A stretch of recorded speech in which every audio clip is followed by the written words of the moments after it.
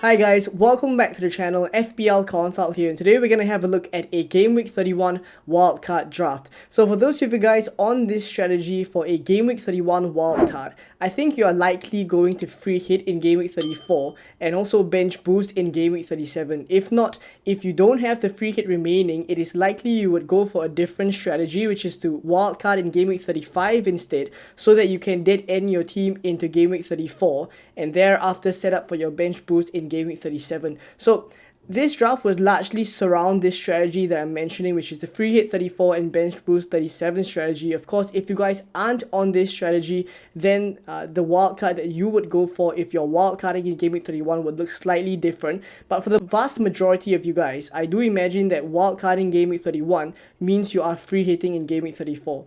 So going based off of that assumption, we are going to go with the thinking that we need to make sure that we can lead up to Gameweek 37 with enough double Gameweek players to bench boost then, and thereafter we don't have to worry that much about Gameweek 34 as well, because Gameweek 34 would be navigated with the free hit. So a lot of the players surrounding this draft would be players that double in Gameweek 37, right? The fringe players you would realize are players that double in Gameweek 37. And then there will be a couple of other players that I think even though they don't double in 37, you still need to have them, right? Players like Saka, Salah, etc. A bit of a spoiler, but you will see these players later on. And these are players that would still need to be in your team, and along the way leading up to Gameweek 37, you can remove these players to set up for the double even better. Alright, so we'll go in goal here as well as in defense with these players that are on the screen right now. So in goal, it's Kelleher and Dubravka. Kelleher at 3.8 and Dubravka at 4.2. Now, the thinking behind Kelleher is eventually he will leave your team, right? He is not a player that you will have in your team count the time you bench boost in Gameweek 37, but he is really cheap. And the timeline for Alisson to return back to the starting 11 for Liverpool is not for a couple of weeks more. And in which case, Game Week 31 is already a midweek. And then the weekend coming up after that is also Game Week 32. So I do imagine that Kelleher would at least have this Sheffield game here in Game Week 31. And thereafter, the next few fixtures, we could use him as well. And then once Alisson comes back, Kelleher can just drop to the bench. Dubravka can come into your starting 11 because Newcastle's fixtures also start to pick up around the time you expect Alisson to come back into the Liverpool team. So they rotate really well, and then Kelleher can be removed later on when you have more money for a keeper that doubles in Game Week 37 closer to the time you bench boost.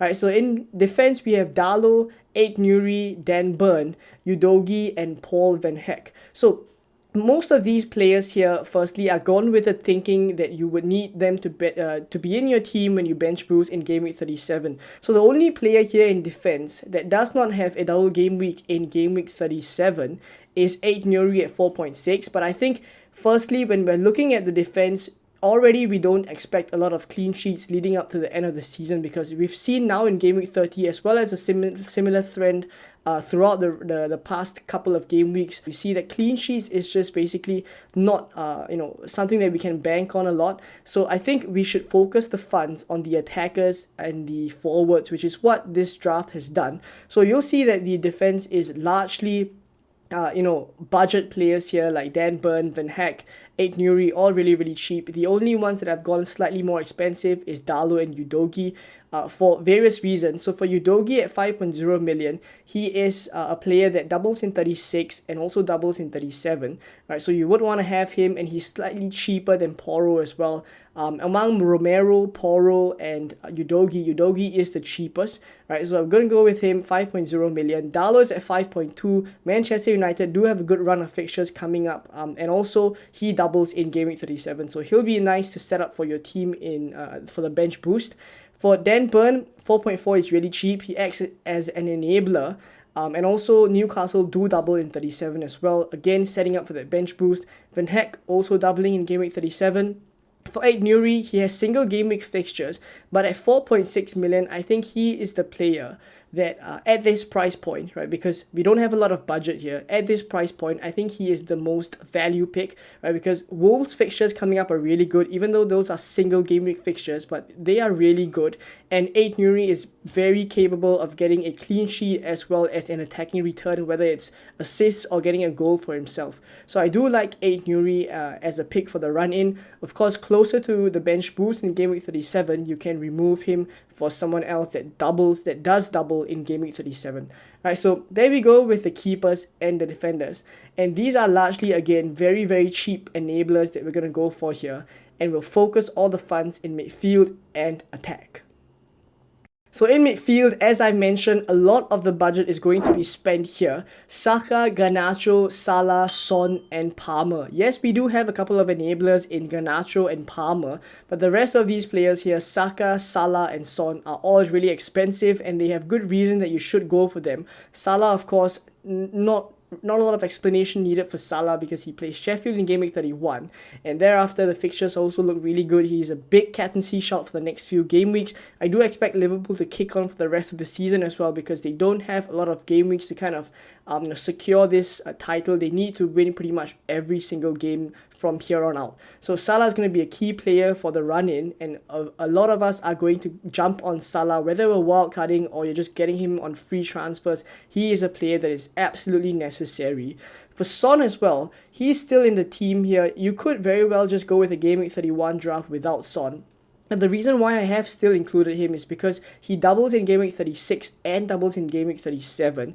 And of course, Spurs are also vying for the top 4 places, and they really do want to get that European spot. So because of that, I do imagine that Spurs will still field a very strong 11 every single game week and go all out to try and win those games. Son, of course, always very involved, and he's on penalties as well. So I think he's well worth the price point. Right, for Saka at 9.0 million, he plays Luton in Game Week 31. Thereafter, the next few game weeks, you could argue that maybe you don't really need Saka. So you could just move him on closer to the Game Week 37 bench boost, right? He is a player that you can sell, downgrade, and free up funds as we get closer to the bench boost in 37, right? So as for the other two players, I've gone for Garnacho and Palmer. Both of them are really cheap. Palmer as well, I think needless to say, he is kind of the best value player right now at 5.8 million. He's on penalties, just scored 2 goals against Burnley in the game that Chelsea did draw against 10 men. So maybe their performances overall have not been very convincing, but Palmer as a pick and as a player has still been performing very consistently throughout the whole of the season. So definitely still in the team. And then Garnacho at 4.9, he is a player that you will want in your team because he doubles in Game Week 37. So again, setting up with some fringe players to bench boost in Game Week 37, and in the run-in as well, from Game Week 31 onwards, Manchester United's fixtures are pretty good. That is when you can actually start Garnacho as a bit of a differential as compared to other FPL managers who aren't wildcarding, and maybe only bring Garnacho in closer to Game Week 37. Right, so there we go with this midfield. Let's take a look now at the forwards. So up front, it's Darwin Núñez, Isak, as well as Erling Haaland. So Erling Haaland is definitely going to be in the team because for the rest of the season, you will have him here, and he doubles in Game Week 37. So Haaland is an easy justification. For Darwin and Isak, Darwin has Sheffield in Game Week 31. Again, Liverpool's fixtures are really good. Yes, they don't double in Game Week 37, so he is also another player that you can sell leading up to Game Week 37 when you are bench boosting, right, to maybe free up funds, or it is a forward spot that you can experiment for players who do double in Game Week 37. But for the run-in, I think he's a player that also could be a very good differential. A lot of people will be jumping on him for Liverpool's fixtures coming up. Very attacking and always a chance magnet as well. Right, so he is a player that I think we will need on a Game Week 31 wildcard. And then for Alexander Isak, 7.6 million. He is a player that will be key and will be pretty much in every single Game Week 31 draft after that performance against West Ham in Game Week 30. And even without that performance, you look at the fixtures that Newcastle have, and you see that Callum Wilson being out for pretty much until the later part of the season. We do expect that Callum Wilson should be out all the way, and in which case Isak's minutes are just going to be so secure. And for the quality that he possesses, 7.6 million, I think we have to go for him. He's on penalties as well, and that is also how he scored those 2 goals against Burnley. against West Ham, right? So 7.6 million, we're going to have Isak here. And then when you take a look at the overall structure of this team, I think it is pretty balanced, especially for this strategy that we're going for, which is the free hit 34 and bench boost 37. Right? When you take a look at the players, we analyze, let's say, game week, we ignore game week 34 and we look at game week 36, where Tottenham and Chelsea double. You have two Tottenham players here in Udogie and Son.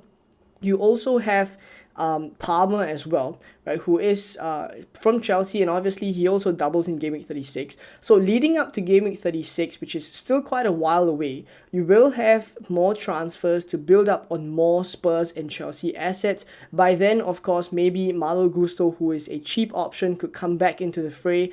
And of course, maybe Petrovic as well, a keeper that we can consider to replace Kelleher. Right, so these are things that the transfers that we can make closer to Game Week 36. And then come Game Week 37 as well, by then you would start to remove players who don't double then. So maybe Darwin Núñez and Saka, who don't double in Game Week 37, can be removed. Salah, you can choose to keep him if you want to free up more cash, because he only has a single game week of Aston Villa in Game Week 37. And then of course, Nuri, also a single game week player in Game Week 37 that you can sell for a double game week defender come Game Week 37. So overall, you would see that the single game week players here for Game Week 37 are Kelleher, Nuri, Saka, Salah, and Darwin Núñez. So 5 single game week players in double Game Week 37 that you will have to deal with leading up to the bench boost. So that is the thinking behind this draft, and obviously there's not a lot of funds to spread around, because this draft has Haaland, has Salah, has Son, has Darwin Núñez, has Saka as well. So loads of expensive attackers. Something has to give, and the way that I have structured this draft is basically kind of use the fringe players to free up some funds, like Garnacho at 4.9, Van Heck at 4.1, Kelleher and Dubravka both really cheap as well. Those are the ways that I've used these players to kind of get to this draft and still be able to put out a wildcard that people can afford. So hopefully this draft is helpful for you guys. What changes would you make to this draft if you are wildcarding Game Week 31? Let me know down in the comments below. But if not, thank you for watching, and I'll catch you guys in more Game Week 31 content very soon. Bye-bye.